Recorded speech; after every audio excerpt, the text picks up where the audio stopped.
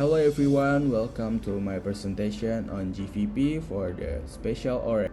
Before begin, I want to thanks a lot to Almighty God for being here today and for making this video presentation. And then I would like to introduce myself. My name is Maulana Haidar from 4th ISA 1.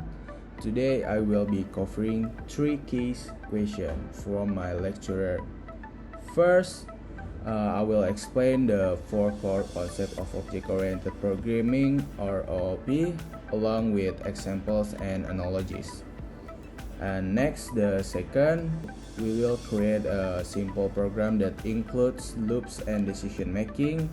And the third, finally, I will explain how to create a simple program using abstract classes, interfaces, and inner classes. Without further ado, let's get started with the first question. Okay, for the first question from my lecturer is I need to explain 4 OOP concepts and give examples and analogies. Okay, before begin, I will introduce you to an OOP first. Object-oriented programming or OOP is a programming paradigm that is based on the concept of objects. These objects can contain data in the form of fields, often known as attributes, and code in the form of procedure, often known as methods. Okay, there are 4 key principles in OOP, which are encapsulation, abstractions, inheritance, and polymorphism.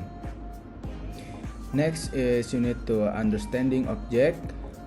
Think of an object as a car where it has both properties and behavior that define its characteristic and action.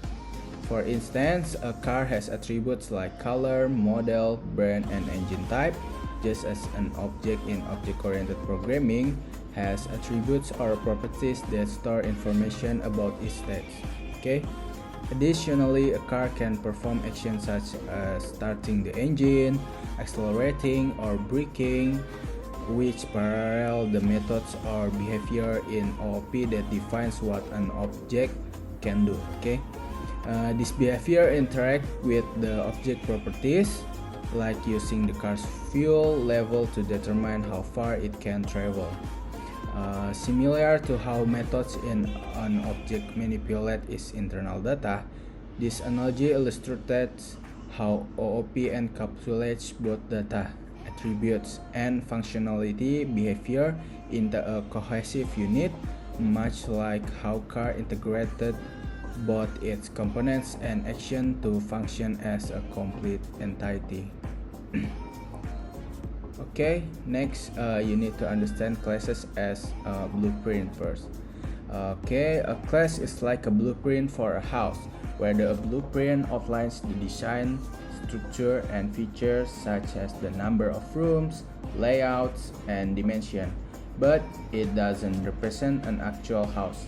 Similarly, in object-oriented programming, a class serves as a template or blueprint that defines the properties or attribute and methods or behavior that object created from the class will have, just as you can build many houses from the same blueprint. Each with its own unique characteristic like color or furniture. You can create multiple objects from a class, each with its own specific values for the properties, while still following the same general structure defined by the class. These analogies highlight how a class in OOP acts as a framework for creating objects, much like how a blueprint is used to construct individual house. Okay. Now for the encapsulation explained. Imagine a candy jar where the candy are kept safely inside, okay, preventing anyone from directly accessing or tampering with them. This is a lot like encapsulation in object-oriented programming, where the internal state of an object is hidden from outside. Interference the jar, like encapsulation, control access to contents, allowing you to interact with it only through specific methods, such as opening the lid to take out the candy, In OOP, encapsulation ensures that one on object internal working is data and internal methods are protected, and only the necessary parts are exposed to the outside world through controlled method. For example, instead of allowing directly access to an object internal variables, encapsulation provides methods that safely modify or retrieve data, ensuring that the integrity of the object is maintained. Okay, I will show you the code, example code for encapsulation. Okay, we have a class car here with a private integer speed and the function public void set speed integer speed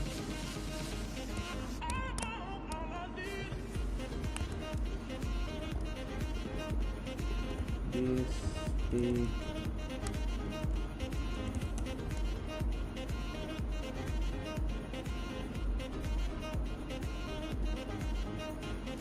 and we have public integer get speed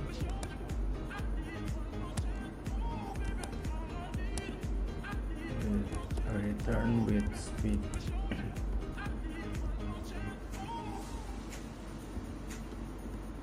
Okay, here the speed of the car is encapsulation, meaning is hidden from outside access. We control it only through the set speed and get speed. The analogy for encapsulation is like a TV remote control. When you press the volume button, you don't need to know how the volume works inside the TV. You just know the button does the job. Okay, the next is abstraction. Abstraction is like using a smartphone. You can send messages, browse the internet, or make call without needing to know the complex inner working of the device hardware or software. Similarly, in object-oriented programming, abstraction allows you to focus on the essential function of an object without worrying about the detailed implementation behind them. For example, when driving a car, you simply use the steering wheels, pedals, and gear shift to control it without needing to understand how the engine, transmission, or fuel injection system works.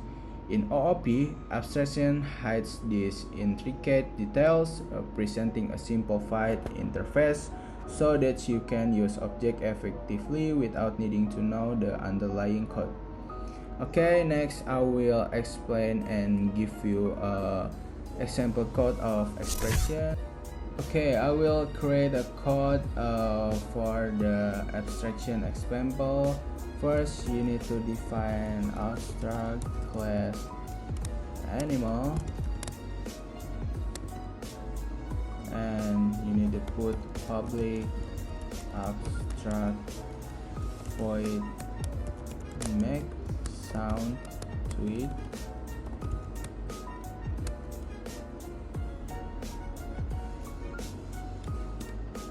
Okay, you need to define to a class of the dog, extend it with animal,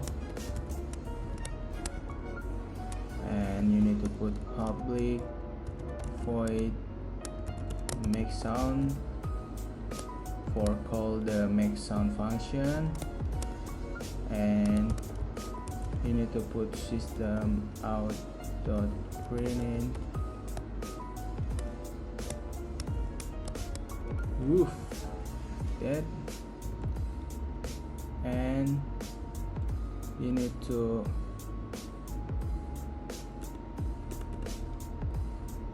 put a class of a cat, extends it with animal same as the dog, and put public void make sounds to it,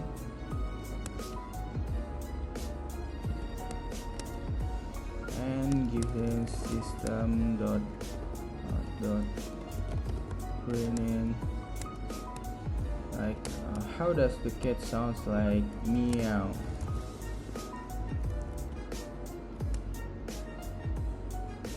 Okay, it should do it. Okay, the animal class is abstract, meaning we don't define how the sound is made. Instead, dog and cat implement in their own way. Okay, like the dog and the cat in their own way, and abstract is animal. Okay, next is inheritance in nature. Think of inheritance as a family tree where children inherit traits such as a color or height from their parents, but they can also develop their own unique characteristic. In object-oriented programming, inheritance works similarly. One class, the child, can inherit properties and methods from another class, the parent, allowing it to reuse the parent class functionality while also adding or modifying its own feature. Just as family traits get passed down through generation, inheritance in OOP promotes code reusability and better organization by allowing common functionality to be shared across multiple classes. For example, a parent class vehicle might have general properties like speed and capacity, and a child class car can inherit this, while also adding specific features like fuel type or number of doors. Okay, I will give it you example code for inheritance. Okay. You need to define class animal here, and probably void animal should eat.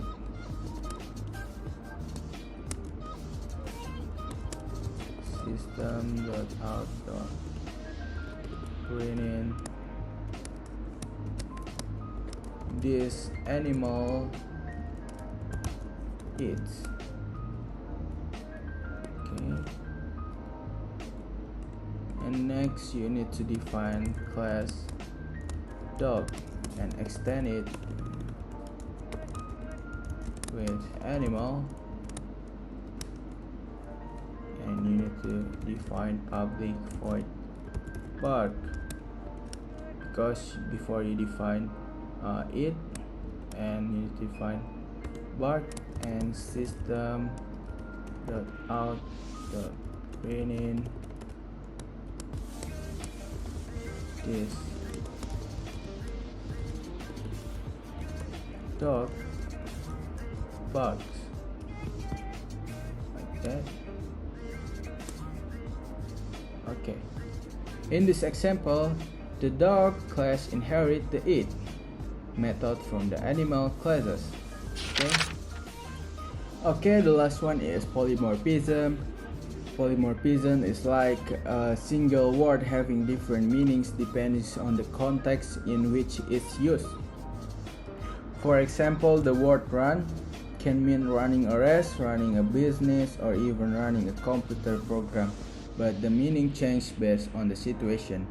In object-oriented programming, polymorphism works similarly by allowing a single method or function to behave differently depending on the object that is calling it. For instance, a method named draw could produce different results depending on whether it's called by a circle object, a square object, or a triangle object. Each drawing is own unique shape. Polymorphism provides flexibility in OOP, enable objects of different type to be treated uniformly while still performing actions specific to their type. And I will give it to you too, the example code of polymorphism. Okay, first we need to define class animal here with a public void make sound, and we put system out.println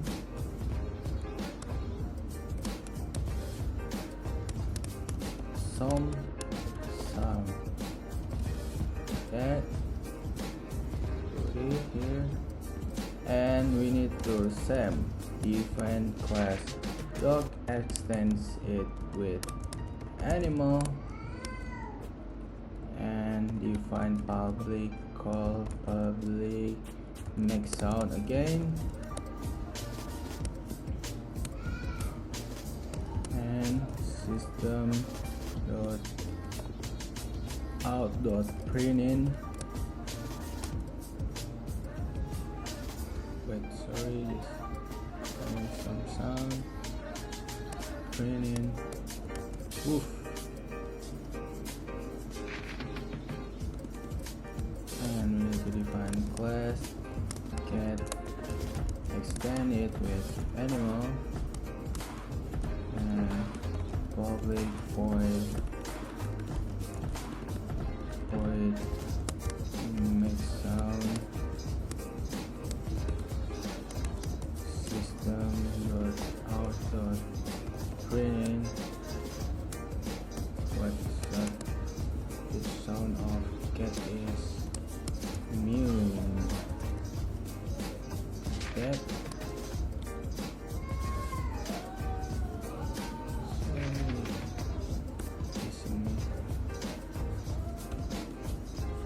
Okay, and we need to define a class, public class main, sorry,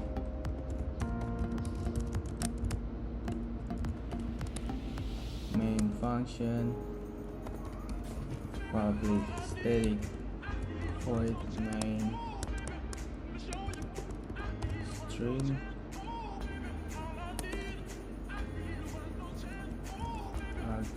remains, and animal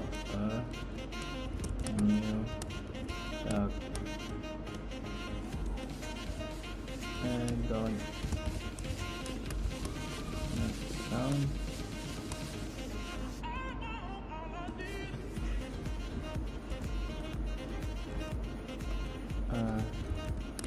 New cat,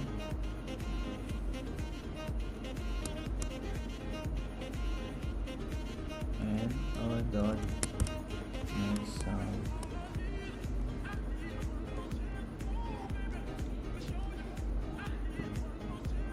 Okay, the same method make sounds behave differently depends on whether the object is a dog or cat. This is polymorphism action. Okay, I have finished my presentation and the question from my lecturer. So in conclusion, we have covered the core principle in object-oriented programming, created a simple program that includes loops and decision-making statements, and built a more complex program using abstract classes, interfaces, and inner classes. I hope this presentation helped you understand this concept more clearly. Thank you for watching and see you next time.